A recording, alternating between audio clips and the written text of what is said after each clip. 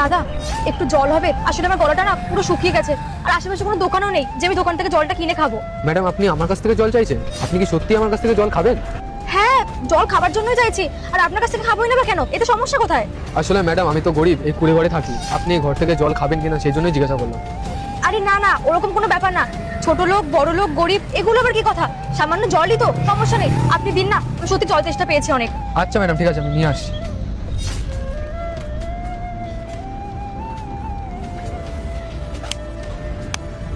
এই নিন ম্যাডাম।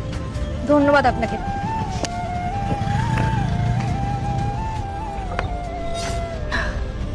ধন্যবাদ দাদা, নিন ধরুন। আসলে কি বলুন তো, অনেকক্ষণ থেকেই না আমার প্রচন্ড জল তেষ্টা পেয়েছিল।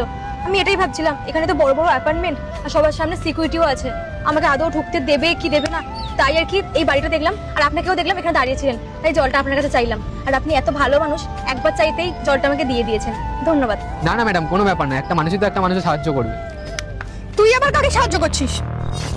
আগে নিজের টাকাটা শোধ কর, তারপরে না হয় অন্য কাউকে সাহায্য করতে যাবি।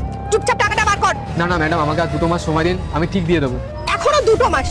4 মাস হয়ে গেছে তুই টাকাটা নিয়েছিস। তুই আমাকে কি বলেছিলি? ম্যাডাম টাকাটা ধার দিন, 2 দিনের মধ্যে আমি ফেরত দিয়ে দেবো। 4টে মাস হয়ে গেল, এখনো টাকাটা দিতে পারলি না, আর এখন তুই আমাকে বলছিস আরো 2 মাস তোর সময় লাগবে। একটা দিনও সময় দেবো না, চুপচাপ টাকাটা বার কর, ভদ্রভাবে বলছি। না ম্যাডাম, আসলে কি বলুন তো, আমি যেখানে কাজ করতাম না সেই কারখানাটা বন্ধ হয়ে গেছে, এই জন্য আমার এখন কাজবাজ নেই, এই জন্য আপনার টাকাটা আমি দিতে পারছি না। তোর কাজ আছে কি গেছে সেটা শুনতে না আমি বিন্দু মাত্র ইন্টারেস্টেড নই। তুই কাজ করবি না করবি, বাড়িতে বসে থাকবি, আমার কিচ্ছু যায় আসে না। আমার শুধু যায় আসে আমার টাকাটা নিয়ে, আর আমার টাকাটা আজকেই আমি তোর থেকে নিয়ে যাবো। আর তুই যদি আজকে আমাকে টাকাটা না দিতে পারিস, তাহলে এই বাড়িটা আমি নিয়ে নেবো। এই বাড়িটা তো তুই আমার টাকাতেই করেছিলি, তাহলে এই বাড়িটার উপর তো আমারই অধিকার আছে। তোকে অনেকদিন ভদ্রভাবে বুঝিয়েছি, তুই বোঝার মানুষ নয়। চুপচাপ এই বাড়ি থেকে তুই বেরিয়ে যাবি, কারণ এই বাড়িটা আমি দখল করবো। অনেকদিন তোকে সুযোগ দিয়েছি, তুই ভদ্রভাবে বোঝার মানুষ নয়, বুঝতে পারলি? আল্লাহর নামটি দেখে যে এড়িয়ে যাবে তার মনের ইচ্ছা কখনোই পূরণ হবে না। তাই আল্লাহর এই নামটির জন্য একটি লাইক এবং সাবস্ক্রাইব করে যাও। না না ম্যাডাম, বিশ্বাস করুন, আমাকে আর একটু সময় দিন, আমি একটা কাজ খুঁজছি, তাড়াতাড়ি একটা কাজ পেয়ে গেলে আপনার টাকা আমি ফেরত দিয়ে দেবো।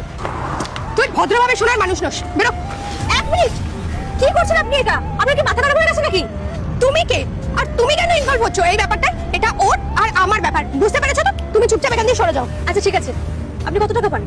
আমি ওর থেকে 50,000 টাকা পাই। ঠিক আছে, 1 মিনিট দাঁড়ান। নিন, এর মধ্যে 50,000ই আছে। টাকা?